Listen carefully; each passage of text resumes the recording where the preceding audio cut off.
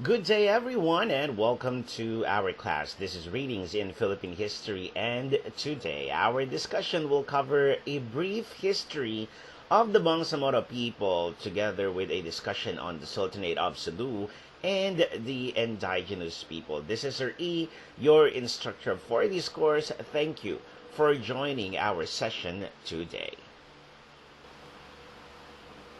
Now, during the pre-colonial times, according to Antonio Pigafetta's chronicles, he classified the kingdoms that they met as either Moro or heathen. Moro kingdoms were the Muslim people, while the heathen pertains to the natives who were non-Muslims. Their religion was animism. Now let's look at the Islamization of Mindanao and Sulu. Islam entered Mindanao and Sulu around 150 years even before the arrival of Ferdinand Magellan. The first Muslim preacher was Mudum, who came from Arabia. Other Muslim preachers followed suit. They came from present-day Indonesia and Malaysia. They were Abu Bakar, Sharif Kabungsuan, and Raha Baginda. Then, from 1380 to 1521, Islam spread to parts of Visayas and Luzon. Now, during the Spanish times, the Spaniards came and conquered Visayas and Luzon. The native kingdoms there were converted to Catholicism. Now, let's discuss the Moro Wars. We'll have to understand that Mindanao and Sulu were untouched. Only Visayas and Luzon were ruled by the Spaniards. Though a few parts of Mindanao fell to the Spaniards, like Zamboanga City, Dapitan, Cagayan de Oro, and Davao, but the greater part of the south remained free and Islamic. The Moros successfully repelled the Spanish invaders for more than 300 years. Now, what happened to the non-Catholic Filipinos? The Moros were able to preserve their culture, religion away from Spanish influence, while their brothers and sisters in Luzon and Visayas became highly Hispanized. In Luzon, not all communities became Catholic. The mountain regions remained free from Spanish influence. Thus, the Ifugaos, the other Cordillera people in Luzon, the Aitas and Dumagas, were able to preserve their indigenous culture as well. Today, we call the non-Hispanized Filipinos as the indigenous people. They include the tribes of Mangyans in Mindoro, the Tagbanwas in Palawan, and the Lumads of Mindanao. When we speak of the Lumads, they are the non-Muslim, non-Catholic tribes in Mindanao like the Ata, the Bagobo, the Bangwaon, the Bilaan, the Bukidnon, the Dibabawon, the Higaonon, the Mamanwa, Mandaya, Manguwangan, Manobo, Mansaka, Subanon, Tagakaulo, Tiboli, Teduray, and Ubo.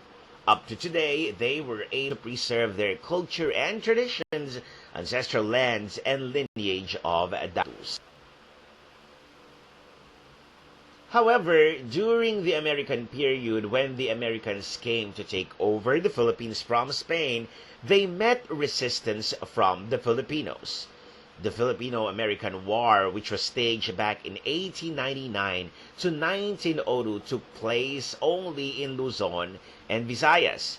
However, the Moro-American War took place back in 1902 to 1915 in Mindanao and Sulu.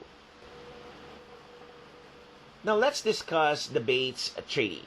When Spain sold the Philippines to the United States in the 1898 Treaty of Paris, Mindanao was part of the deal, even though Spain had no complete control of the region.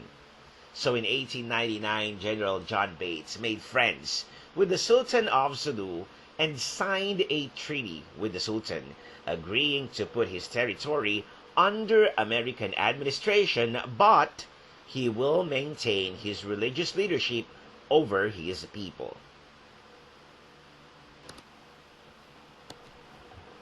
Now, in 1902, a war broke out between the Moros and the U.S. colonial army. This now is known in history as the Moro-American War, which had the Budajo Massacre. This was when around 600 Moros, including women and children, died in a single battle. They fought at the crater of Budajo, an extinct volcano. This photo that you are seeing on your screen right now was shown by President Rodrigo Duterte to the media back in 2016.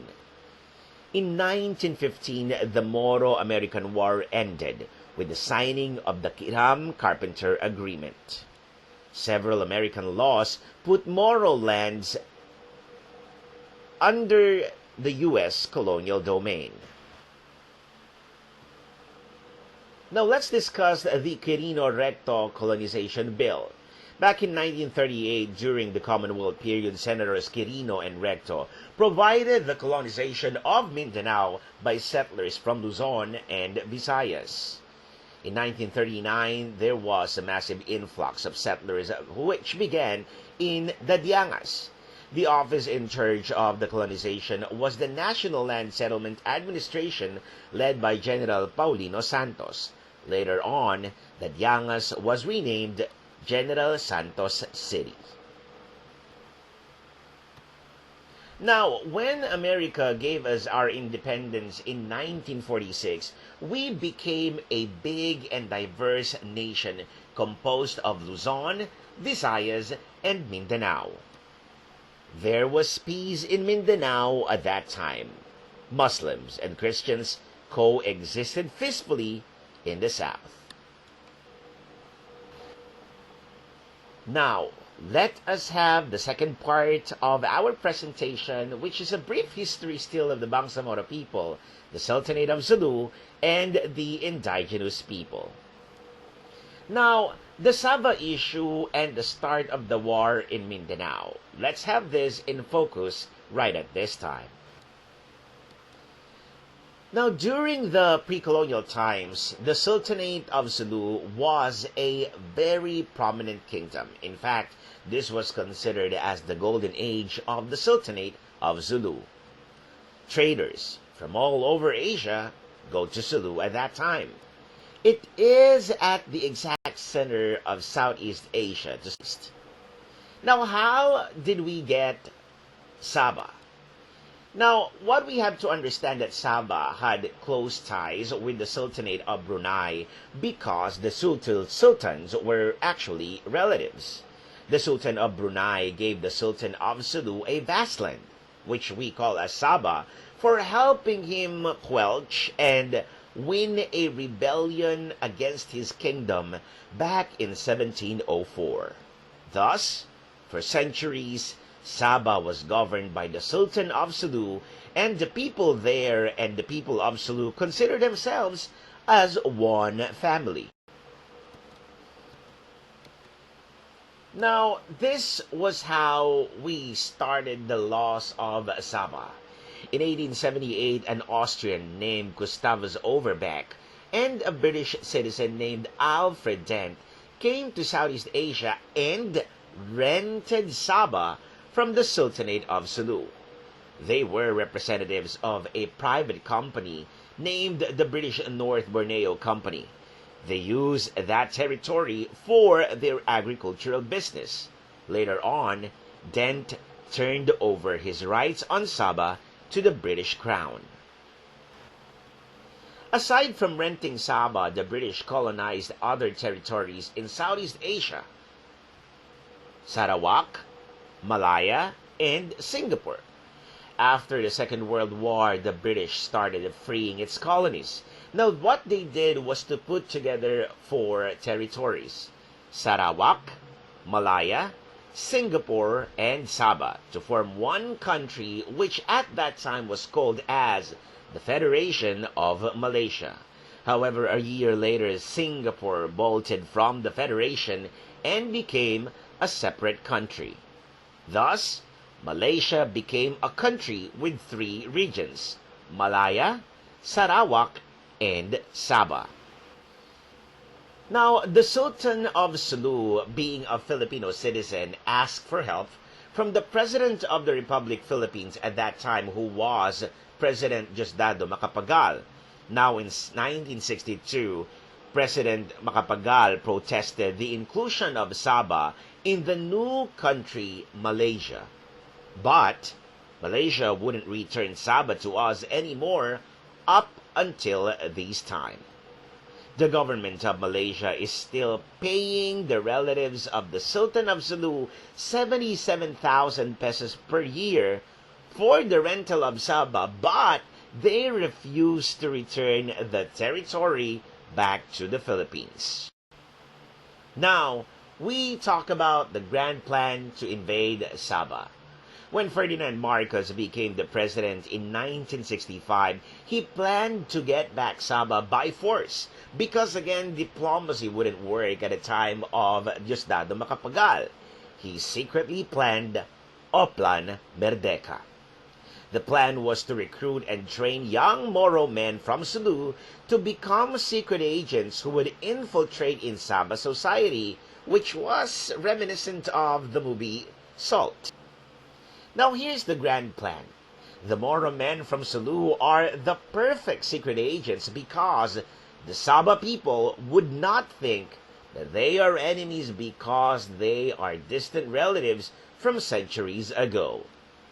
On Marcos's signal, the secret agents would simultaneously attack and kill key officials in Sabah and thus grab power in a twinkling of an eye. But the plan did not work as expected. The Moro recruits, 135 to 180 of them, were brought to Corregidor Island for their training. It was only when they boarded the vessel bound for Corregidor when the plan of invading Sabah was revealed to them. After filing petition for their pay and improvement in living conditions, the soldiers were allegedly massacred in Corregidor.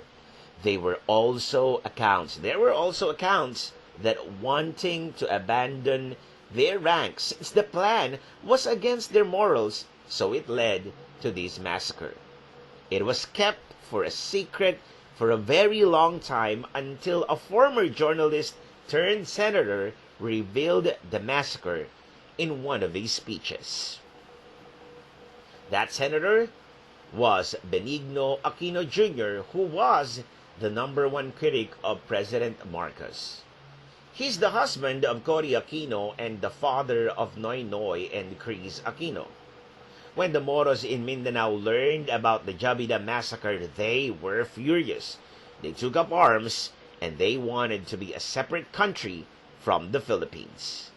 Armed groups, the Moro National Liberation Front or the MNLF and the MILF, which is the Moro Islamic Liberation Front, were formed to carry out an armed struggle for their independence. Now let's look at the ARMM. The conflict raged on through several decades.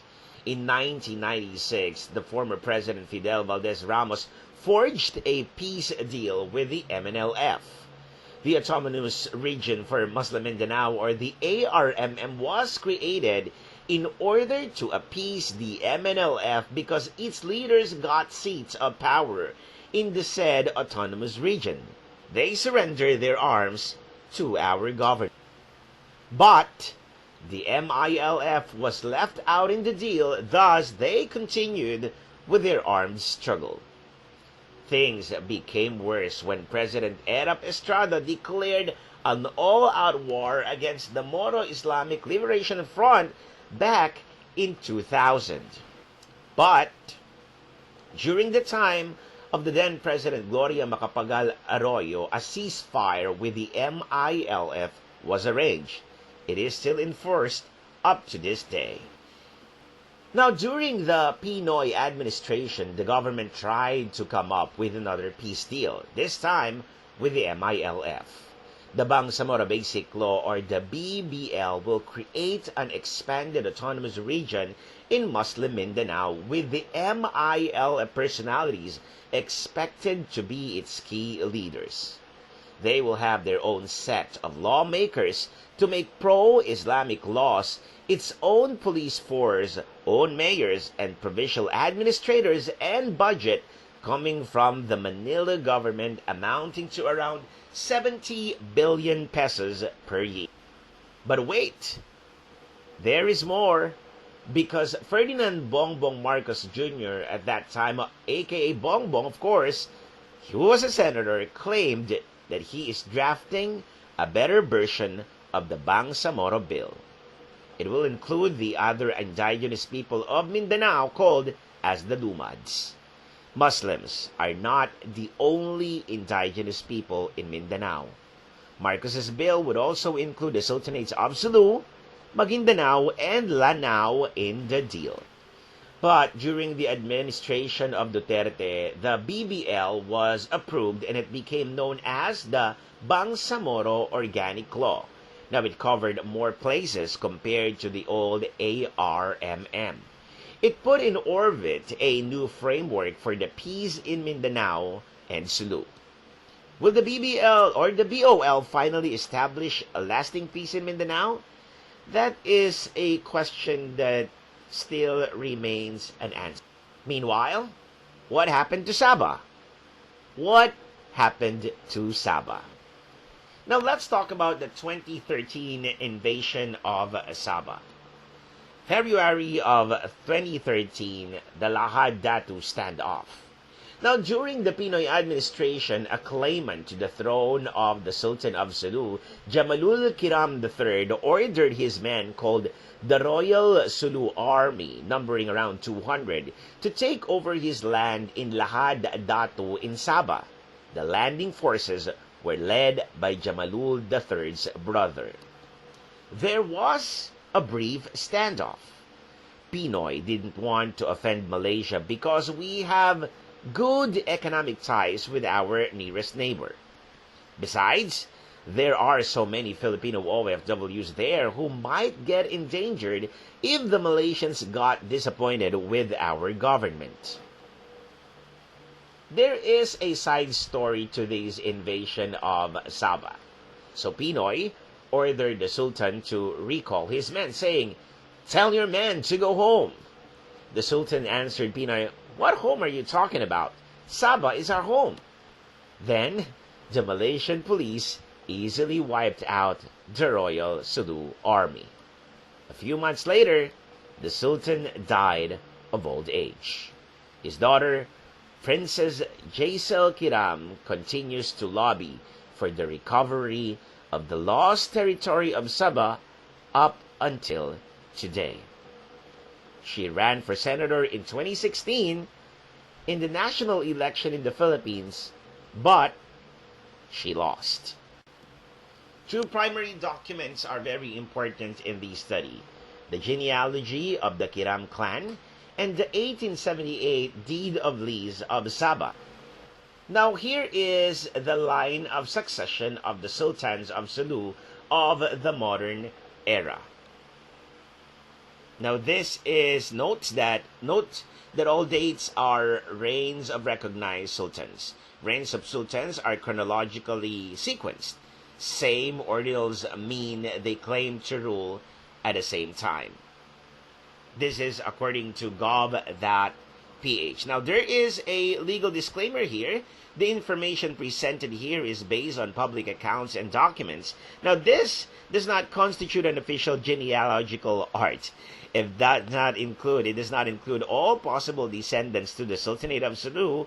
This is not a statement of the official position of the Republic of the Philippines. Now this is the deed of Sabah lease of 1878, translated from a document which was written in Arabic, the title of which was Grant by the Sultan of Sulu of a permanent lease covering his lands and territories on the island of Borneo, dated January 22nd of 1878. Here's the lease. Now here are the references for our discussion for today about the Bangsamoro people And I do hope that you learned a lot from our discussion today. And that wraps up our discussion on a brief history of the Bangsamoro people, the Sultanate of Sulu, and the indigenous people. Thank you for joining our discussion today. This is Readings in Philippine History. This is Sir E, your instructor for this course. Thank you for joining us today. Stay safe, stay sane, and stay strong, everybody, until I see you all again. God bless us all. Marami pong salamat.